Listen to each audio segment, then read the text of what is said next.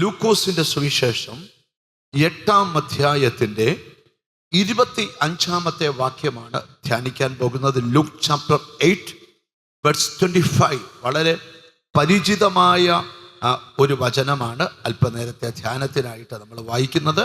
ആ വാക്യത്തിൽ നിന്നുകൊണ്ട് ഇന്ന് ദൈവവചനം പറയാൻ പോകുകയാണ്. പിന്നെ അവരോട് നിങ്ങളുടെ വിശ്വാസം എവിടെയെന്ന് പറഞ്ഞു. അവരോ ഭയപ്പെട്ടു. ഇവൻ ആർ? അവൻ കാറ്റിനോടും വെള്ളത്തോടും കൽപ്പിക്കുകയും അവ അനുസരിക്കുകയും ചെയ്യുന്നെന്ന് തമ്മിൽ പറഞ്ഞ് ആശ്ചര്യപ്പെട്ടു. മതി. 2 ചോദ്യങ്ങൾ ഈ വാക്യത്തിനകത്തുണ്ട്. ഒന്നാമത്തെ ചോദ്യം യേശു ചോദിക്കുന്ന ചോദ്യമാണ്, നിങ്ങളുടെ വിശ്വാസം എവിടെ?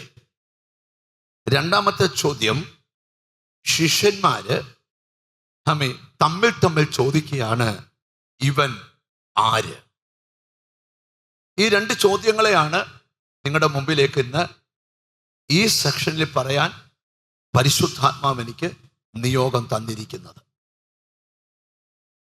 ഈ വചനത്തിന്റെ ചരിത്ര പശ്ചാത്തലം അല്പനേരം ധ്യാനിച്ചിട്ട് വേണം ഈ വാക്യത്തിലേക്ക് നമുക്ക് വരാനായിട്ട്.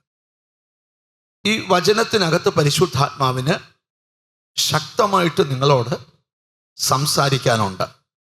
അതുകൊണ്ട് വചനം കേൾക്കുമ്പം ആഗ്രഹത്തോടും പ്രാർത്ഥനയോടും പ്രതീക്ഷയോടും ഇരിക്കണം. കർത്താവ് വലിയ കാര്യങ്ങൾ നിങ്ങൾക്ക് വേണ്ടി ചെയ്യും. നമുക്കതിൻ്റെ 22-ാമത്തെ വാക്യം മുതൽ നമുക്ക് ഒന്ന് വായിച്ചു കേൾക്കാം. ആ ഒരു ചെറിയ ഒരു പാരഗ്രാഫിനകത്ത് പറഞ്ഞിരിക്കുന്ന ചില കാര്യങ്ങൾ നിങ്ങളുടെ മനസ്സിലോട്ട് കൊണ്ടുവന്നിട്ട് ഈ വചനത്തിലോട്ട് നമുക്ക് വരാം. ഒരു ദിവസം അവൻ ശിഷ്യന്മാരുമായി പടകിൽ കയറി നാം തടാകത്തിന്റെ അക്കരെ പോക എന്ന് അവരോട് പറഞ്ഞു. അവർ നീക്കി ഓടുമ്പോൾ അവൻ ഉറങ്ങിപ്പോയി. ആരോട് പറഞ്ഞു? യേശു ശിഷ്യന്മാരോട് പറഞ്ഞു. എന്തു പറഞ്ഞു? പടകിൽ കയറി അക്കരയ്ക്ക് പോകാം, നാം തടാകത്തിന്റെ അക്കരയ്ക്ക് പോകാൻ ആര് പറഞ്ഞു? ഹല്ലേലൂയ, ദൈവത്തിന് സ്തോത്രം. യേശു ശിഷ്യന്മാരോട് പറഞ്ഞു, നമ്മള് പടകിൽ കയറി തടാകത്തിന്റെ അക്കരയ്ക്ക് പോകാ എന്ന് പറഞ്ഞു. അവർ നീക്കി ഓടുമ്പോൾ അവൻ ഉറങ്ങിപ്പോയി. തടാകത്തിൽ ഒരു ചുഴലിക്കാറ്റുണ്ടായി. അവര് നീക്കി ഓടുമ്പം അവൻ ഉറങ്ങിപ്പോയി. യേശു ഉറങ്ങിപ്പോയി. തടാകത്തിൽ ഒരു ചുഴലിക്കാറ്റുണ്ടായി. പടകിൽ വെള്ളം നിറഞ്ഞിട്ട് അവർ പ്രാണഭയത്തിലായി അടുക്ക ചെന്നു. നാഥ ഞങ്ങൾ നശിച്ചു പോകുന്നെന്ന് പറഞ്ഞ് അവനെ ഉണർത്തി. അവൻ എഴുന്നേറ്റ് കാറ്റിനെയും വെള്ളത്തിന്റെ കോപത്തെയും ശാസിച്ചു. അവ അമർന്നു, ശാന്തതയുണ്ടായി. പിന്നെ അവരോട് നിങ്ങളുടെ വിശ്വാസം എവിടെ എന്ന് പറഞ്ഞു. അതിന്റെ സാഹചര്യമാണ് വായിച്ചു കേൾപ്പിച്ചത്. ഇനി നിങ്ങൾ എന്നെ ശ്രദ്ധിച്ചിരിക്കണം. നമ്മുടെ വാഴ്ത്തപ്പെട്ട കർത്താവ് ഈ ഭൂമി വന്നത് നാം ദൈവത്തിൽ വിശ്വസിക്കണമെന്ന് ജനത്തെ പഠിപ്പിക്കാൻ വേണ്ടിയാണ്.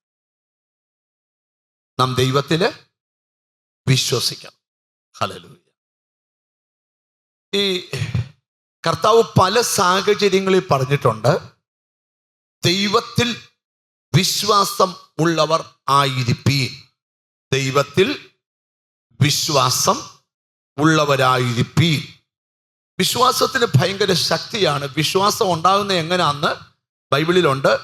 വിശ്വാസം കേൾവിയാലും, കേൾവി ക്രിസ്തുവിന്റെ വചനത്താലും ഉണ്ടാകുന്നു. അപ്പൊ വചനം കേൾക്കുമ്പോഴാണ് ഒരാടകത്ത് എന്തുണ്ടാകുന്നേ?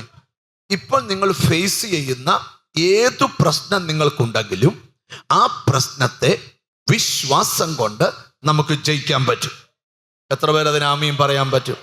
നിങ്ങളുടെ അകത്ത് കിടക്കുന്ന വിശ്വാസത്തെ ഇന്ന് പരിശുദ്ധാത്മാവ് തട്ടി ഉണർത്താൻ പോകുകയാണ്. ദൈവത്തിന് സ്തോത്രം. എന്ന് പറഞ്ഞാൽ വിശ്വസിക്കുന്ന നിങ്ങളിലൂടെ കർത്താവ് ചെയ്യാൻ ആഗ്രഹിക്കുന്ന ഒത്തിരി കാര്യങ്ങളുണ്ട്. ഞാൻ ചോദിക്കുന്ന ചോദ്യം, ഇത്രയും പ്രസംഗം കേട്ടിട്ട്, ഇത്രയും പ്രവചനങ്ങൾ കേട്ടിട്ട്, ഇത്രയും ബൈബിൾ വായിച്ചിട്ട് നിങ്ങൾക്ക് എന്തുമാത്രം വിശ്വാസം ഉണ്ടായി? ഒരു ചെറിയ കാറ്റ് വന്നപ്പം നിങ്ങളെല്ലാം തീർന്നെന്ന് പറയുന്നതാണോ നിങ്ങളുടെ വിശ്വാസം?